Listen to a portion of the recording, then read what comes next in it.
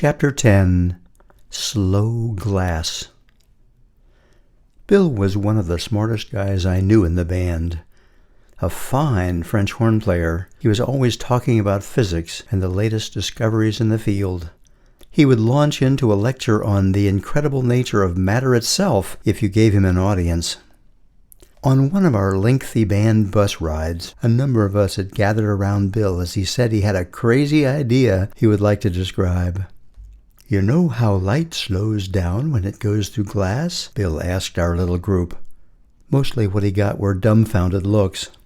He told us that the explanation for refraction is that light slows down slightly in liquids and in glass and bends accordingly. We all nodded as if we understood and believed him.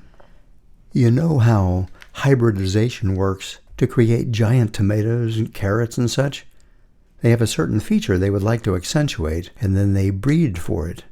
We all continued nodding. Generation after generation, they sort the plants and discard the ones without the trait they want, and keep the ones with it. "Well, I believe you could do that with glass." He went on to explain that you could find out which kinds of glass slow down the most through experimentation. Then you could figure out the recipe to accentuate that slowness. By doing this over multiple generations, you could end up with slow glass. After much tinkering, light would take as much as a year to travel through it.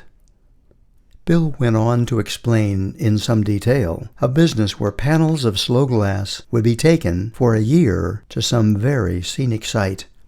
Maybe the top of a mountain, maybe a babbling brook or a beautiful waterfall. After the year, the glass could then be sold as scenic windows. Rich people would hang them in their homes as an exotic curiosity.